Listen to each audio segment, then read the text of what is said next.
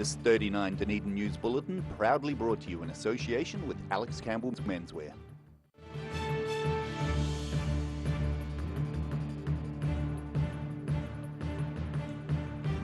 Tonight on 39 Dunedin News, social service agency funding changes cause concern locally, while some say it's a step in the right direction. Fluoridating the town water supply is about to become the role of the District Health Board, pleasing a local academic. And we'll find out how Lottery Grants Board funding may help us to become healthier.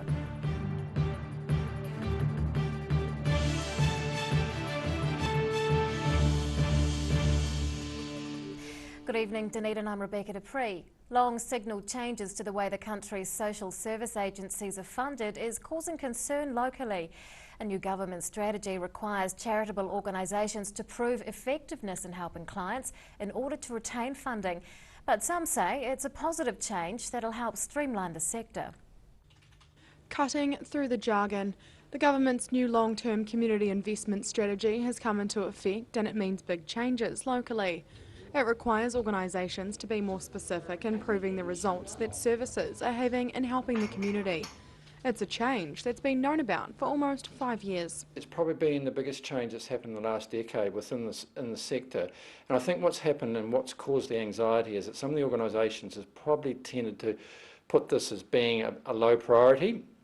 And all of a sudden, as from the 1st of April, some of these changes are now taking effect, with particularly around renewal of government contracts. The Ministry of Social Development invests more than $300 million into community-based social services each year. While Shanks says the intensified focus on results may come across as the government putting pressure on social service groups, he thinks it's a positive change. I think overall there is opportunity now for organisations to really sustain themselves by actually this collaboration or mergers, to provide some strength that in the end is, at the end result, better well-being for our community and people within the communities. He says it's now up to staff at individual organisations to decide whether they'll share resources with other agencies. Shanks says collaboration has the potential to help numerous groups streamline processes and put more emphasis on helping clients. You can actually share that back office support, which is around administration, and allows the people within the organisation to focus on the delivery side of it, so that they're not burdened by having to find funding, funds through applications and all this sort of thing. With the changes only a couple of weeks old, Shanks says it'll be a wait-and-see situation in coming months to judge what impact they'll have locally. The next round of Ministry of Social Development contracts will be announced soon, with the funding beginning in July. Ruby McAndrew, 39 Dunedin News.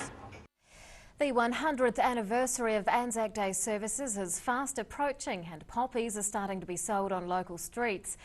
This year's Dunedin Returned and Services Association appeal comprises 65,000 poppies. They're being sold by 280 collectors, hitting local streets from today.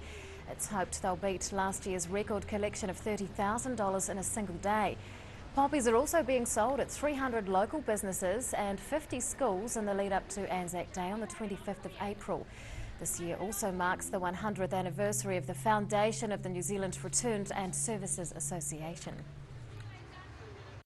Health professionals say fluoridating water in the wider Dunedin area could help in battling New Zealand's oral health problem. The government is planning to give district health boards the authority on fluoridation, taking it off council's hands. The local academic says that's the right decision. Fueling the fluoride debate. Fluoridated water is likely to become more common, as the Southern District Health Board may soon be able to decide whether to implement it all over the region. And that's pleasing a local academic. I think it's a long overdue decision, for many, many decades. Since the inception of water fluoridation back in the late 50s, early 60s, the decision has been left to territorial local authorities or, city councils. The Health Minister's just announced plans to introduce legislation to move the decision-making process from councils to DHBs. 80% of Dunedin's water is already fluoridated, but treatment plants covering areas such as Mosgiel, Karitane and Outram are not. Thompson was involved in a study that showed tooth decay, and he says it was a lot worse in unfluoridated areas. For Mosgiel children, Mosgiel and our trim, it was something like 1 in 23 children aged under 6 were having to be treated under general anaesthetic in hospital for dental caries. In the wider Dunedin area, it was 1 in 88. Thompson says there are huge benefits in fluoridating public water as it wards off tooth decay and can save expensive dental bills. 40% of Kiwis under 5 have had a rotten tooth, and Thompson says more needs to be done at a higher level. Anything that we can do at a public health level to help reduce people's disease experience is going to help society. The SDHB hasn't commented on preferences yet, but Commissioner Cathy Grant says should legislation go through, the Health Board will look at how to handle it when the time comes. Annabelle Dick, 39, Dunedin News. A former Dunedin soldier is preparing for battle in the sporting arena at this year's Invictus Games. Glenn Barnes is one of 18 Kiwis heading to the event in the New Zealand Defence Force team. The Games were started by Prince Harry and are for wounded, ill or injured servicemen and women. This year they're taking place in Orlando, Florida in early May. Barnes grew up in Green Island and went to Taieri High School. A car crash 30 years ago left the ex-private a wheelchair-bound paraplegic. He's competed in 2 Paralympics and is a national representative for wheelchair tennis. Local researchers are delving into their latest projects with funding from the Lottery Grants Board.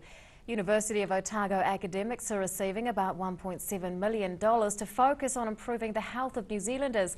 And one researcher is aiming to replicate the benefits of exercise.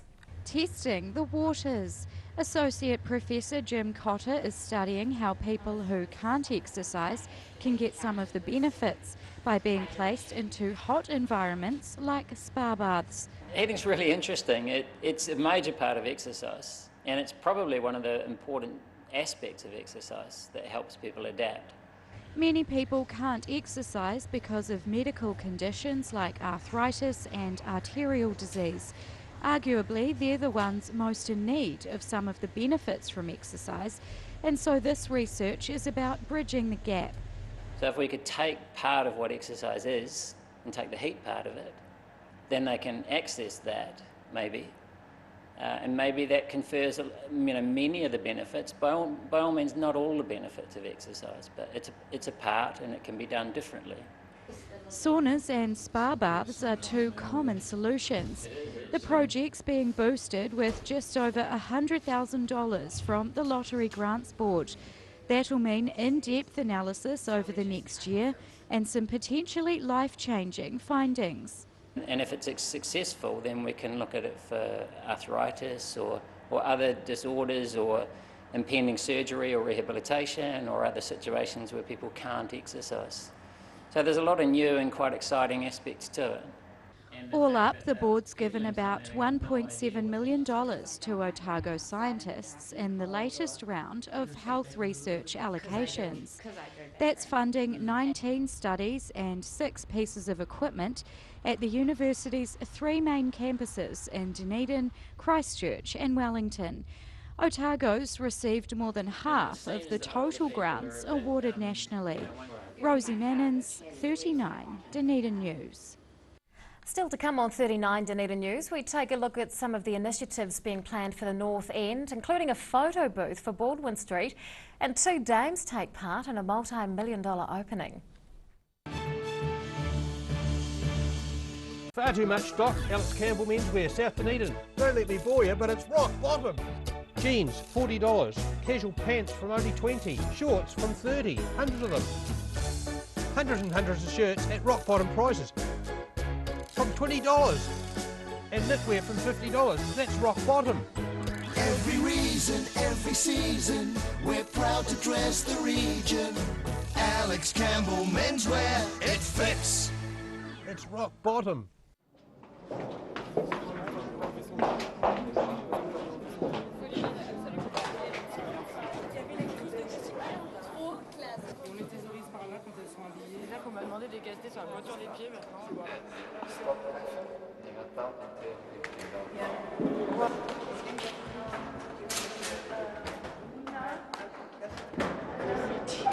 Oui, tu vas voir Marjolaine et le maquillage. D'accord, ok. For professional, reliable and approachable service where your dream kitchen design can become an affordable reality, contact the team at Kitchens for Less. Call 455 9973 or visit us online. Tech Limited have been supplying beekeeping equipment and honey products in New Zealand for over 100 years. A specialist manufacturer of hiveware and plastic products for the beekeeping industry. They are the leading supplier of beekeeping equipment nationwide. For all your beekeeping needs, visit ecrotech.co.nz or call 0800 11 7766. Mobility Scooters Otago's. Mobility Scooters, new and used, electric manual wheelchairs, strollers and walkers. Free home demonstration and delivery. Call Tony on 03 455 2875 or visit our showroom, 211 King Edward Street, opposite Westpac. Garrador Dunedin, delivering quality stylish garage doors in Dunedin for over 15 years. New doors, replacement doors, repairs and maintenance are all part of Garrador's quality service. Garrador Dunedin offers a full range of modern quality doors to suit any home. Come visit the team at 553 Kaikoai Valley Road. Visit www.garrador.co.nz or call us on 488 5676. Pregnant? Need to talk? 24 hours a day, 7 days a week. Pregnancy counselling services are here to help. It's free, it's confidential. Call us now on 0800 773 462.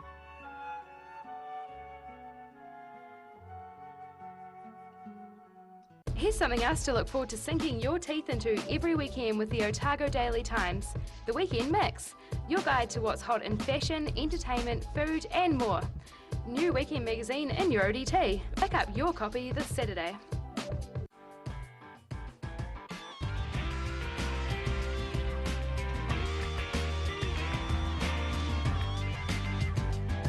Tune in on Thursday for Motorsport Night on Dunedin Television.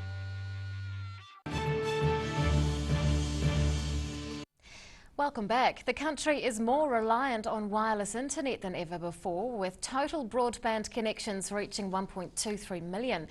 Kiwis are continuing to move away from fixed line services on the copper network to fibre, which is up 21%. Chorus says it's now completing an average of 480 fibre connections per weekday. Fixed line connections are slowly shrinking and now sit at about 1.74 million. The government has extended its target for the fibre telecommunications network to 80% of the country. It's estimated that will cost about $1.8 billion to build. And on that note, let's take a look at today's financials. The NZX 50 has closed the day up 17 points, now at 6,841. The FTSE is up 2 points.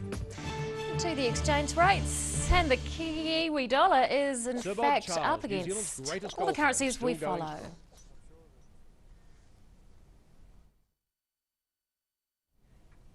North East Valley residents have gathered to plan several neighbourhood initiatives, including a photo booth for Baldwin Street. They're being organised through the Valley Project, and Community Development Coordinator Anna Parker joins us to explain. Good evening. Kia ora. Now, for those who don't know, what is the Valley Project? Well, the Valley Project is a community-led development project. So what we mean by that is that the Valley, everything that we do comes as an initiative from our community, because it's our belief that communities have the solutions for their own issues and their own problems. And our main focus, what's at the core of what we do, is really about enhancing the well-being of tamariki children and their whānau families. So everything we do sort of radiates out from that. Now, you've held a public meeting this week. What was its purpose? We called our meeting this week a community conversation, because as I was saying, everything we do at the Valley Project is driven by our community. It's initiated by our community. So in that community conversation, we were inviting feedback and ideas and furthering the conversation of what we do currently and how we can do it better. How many people attended? We were pleased with our turnout. Actually, we had over 30 people come out on a Wednesday night to something that's called a meeting. So, but yeah, we were really pleased that we had so many people really wanting to engage and have meaningful conversations with each other. What sort of things were discussed? Again, we talked about, there were lots of different, we call it cafe conversation style meeting, where people were talking about the things that we could do to support our families and children in the valley and what we could be doing better to support them. We talked about community education, the different opportunities that people in our community would like to have in terms of their own learning, their lifelong learning. We talked about sustainability, economic sustainability for the project, and how we might actually capture a little bit of that tourist dollar that comes down the valley visiting Baldwin Street. Yeah, tell us a wee bit about the photo booth idea. Yeah, well, the photo booth is an idea that's has come about. It's been around for a little while, and we have just recently secured some funding for it. So the idea is that I think it's over 200,000 tourists visit Baldwin Street every year, and as the residents of Baldwin Street would tell you, there is a bit of a cost that comes with that many tourists and their visits. People knocking on doors to use people's toilets and things like that. But there hasn't really been that much reward for the valley residents around. So the photo booth is one idea that we're hoping will capture the tourist market a little bit. People will be able to use it, get a photo of themselves with some great words around it saying, I climbed the steepest street in the world, or maybe I didn't quite make it to the top, or something like that. So they have an instant reward to take home with them. And yeah, we've done some project costing and sort of feasibility around that, and it seems like it might be an idea that really takes off and might generate some income for our community. So And you're looking to buy a community workspace? yeah, it is a really amazing thing actually, and again we have also been successful with the funding for the Valley Community Workspace. So that's a collective of really passionate groups, startups, social enterprises, all with a commitment to sustainability. And we've got, there are groups in that building. It's the old motoring museum on Allen Street. So it's a really big space, and there are people in there. There's a bike library, there's the makers space, there's people working on electric car conversions. So the Valley Project has been able to secure the funds, thank you to the Department of Internal Affairs, to buy the building, and so all of those groups are going to be able to flourish and extend their businesses and projects within that space. So Valley Project Community Development Coordinator Anna Parker, thanks very much for your time. Thanks for having me here. After the break on 39 Dunedin News, a multi-million-dollar music suite is opened 4 years after planning began, and we'll take a look at this week's online poll results. Sir Bob Charles, New Zealand's greatest golfer and still going strong. I'm sure that Sportsville was a contributing factor to my success, and I'll continue to use it. Sir Bob Charles Sportsville, a product so good he puts his name to it. Well, I believe Sportsville helps maintain your quality of life. Now being used by active men and women globally to support strength and mobility. It works for me. Sir Bob Charles Sportsville in the new all-black pack. Call now for the Sportsville special, 0800 502 402. Mobility Scooters Otago. Mobility Scooters, new and used, electric manual wheelchairs, strollers and walkers. Free home demonstration and delivery. Call Tony on 03 455 2875 or visit our showroom, 211 Kingeedwood Street, opposite Westpac. Ecrotech Limited have been supplying beekeeping equipment and honey products in New Zealand for over 100 years. A specialist manufacturer of hiveware and plastic products for the beekeeping industry. They are the leading supplier of beekeeping equipment nationwide. For all your beekeeping needs, visit ecrotech.co.nz or call 0800 117766.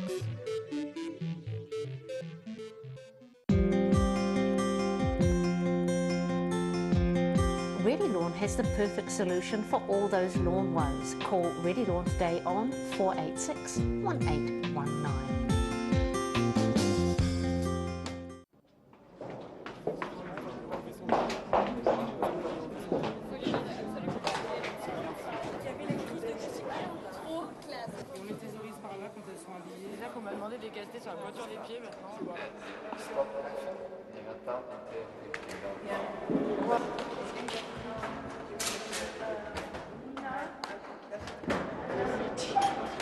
Oui, tu vas voir Marjolaine.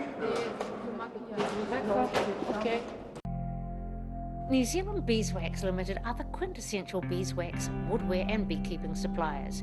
From the amateur beekeeper to the commercial operator, New Zealand Beeswax Limited has the quantity to meet your needs. For great prices, great service New Zealand-wide, contact New Zealand Beeswax Limited on 03 693 9189 or visit www.beeswax.co.nz. Far too much stock. Alex Campbell Menswear, South Dunedin. Don't let me bore you, but it's rock bottom. Jeans, $40. Casual pants from only 20. Shorts from 30. Hundreds of them. Hundreds and hundreds of shirts at rock bottom prices. From $20.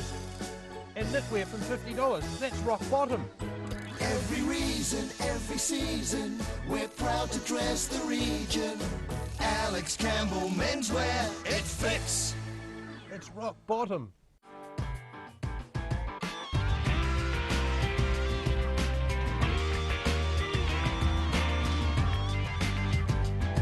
Tune in on Thursday for Motorsport Night on Dunedin Television.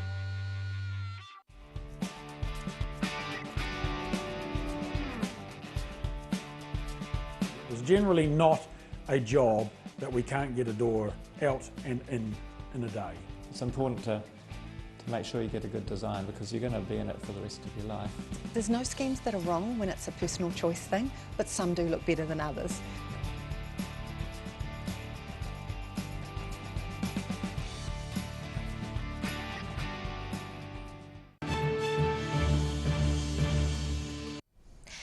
Welcome back. Otago Girls High School is celebrating the realisation of a dream 4 years in the making. Its new $2 million music suite and access tower has been opened with fanfare this afternoon, and 2 important guests were on hand to inspire staff and students. Providing a fittingly musical opening, students at Otago Girls High School have lent their voices to help open a new state-of-the-art music suite. Te Toi Awe Awe, the Cartwright Arts Centre, is named after one notable ex-girl who says she's delighted by the honour. My family is all very interested in music, not that we're practitioners, but I'm absolutely delighted that the music suite has been built, and it's, as I say, overwhelming that it's got my name attached to it. Dame Sylvia arrived at the school in style alongside fellow special guest Dame Malvina Major. The task of cutting the ribbon was left to her, following a few words about the importance of the arts in schools. There's not many young people that rise to the absolute stardom, but if you don't give them the opportunity at the grassroots level, as I say, you don't know who's going to make it, and sometimes they don't know themselves whether they're talented or whether they're not. The new suite contains several rooms, including a state-of-the-art recording studio, as well as multiple practice spaces. It's a way of promoting and expanding the school's performing arts, which Dame Malvina says was unheard of back in her day. I didn't have this opportunity. No, we didn't have it. In my day, we had music at school, but it was simply singing as the choir and singing the school song and having choir festivals. We didn't have suites of music. We learnt all our music, piano, singing, dancing, whatever it was, outside of school. It wasn't in the school curriculum. Dame Malvina has been adamant for many years about the necessity of giving young people a grounding in music. Thanks to this brand new facility, many of the city's young women will get that chance. Ruby McAndrew, 39, Dunedin News.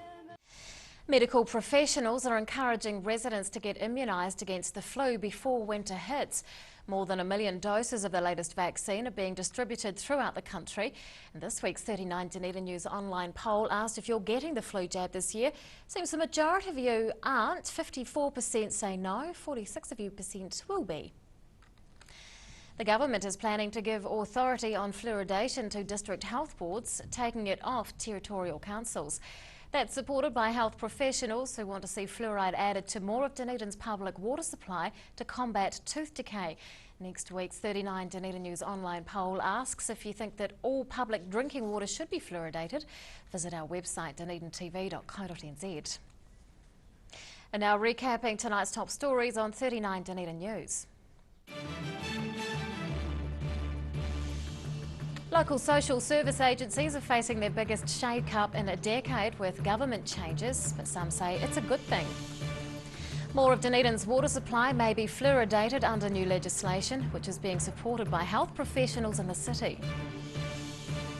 And a recent lottery grant is helping a university researcher to study the benefits of heating for people who can't exercise. Well, it's time now to find out what's going to be in the weekend edition of the Otago Daily Times. And we're joined by Phil Somerville. Good evening. Good evening.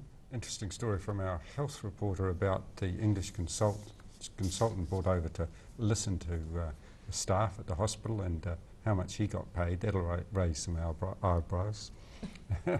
Gig City, big feature about that, and a news story. The story is about 12 new high-speed zones, public zones, but also there have been complaints about the speed with which Gig City is being introduced and missing that particular bus. Big feature on refugees. There was a story last week, and this is following it up. We went to Auckland to visit some of the refugees coming to Dunedin.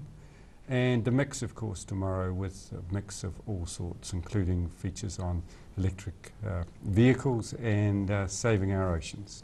That's all in tomorrow's ODT. Thank you, Phil. Time now for local weather. This weather report proudly brought to you in association with Silverhorn Sportsville. Here is our city view. It's taken of ducks at their very own pond at the Botanic Garden. Around the city today at 3 o'clock, 17 degrees for the central city, 22 in the gardens, 20 for the Tyree. To the situation, and a weak front will decay over the South Island this weekend. From Sunday, a light southerly flow will develop again. An anticyclone will return to the country early next week. To the forecast for some of the main towns in the lower south for tomorrow, nor'westers with late rain for Invercargill and Gore, rain and nor'westers for Te Anau, but cloud increasing in Alex with nor'westers and a high of 18. Nor'westers with cloud increasing for Queenstown, Oamaru, Wanaka and Twizel, all on around 18 or 19 degrees. In Dunedin tonight, remaining fine with a low of 7. Tomorrow, sunny at first, though high cloud will increase during the day. Mild nor'westers will slowly freshen. Some rain can be expected tomorrow night with cooler sou'westers and a high of 19 degrees, and my pick for washing day. And on Sunday, showers clearing with cool sou'westers easing 14 degrees. To the Otago pallet fires, tidal and fishing information, and high tide tomorrow morning is shortly before midday. Low tide on Sunday is shortly before 7. And fishing conditions are good for the weekend, especially at 10 past 8 Saturday morning and around 9 o'clock on Sunday morning.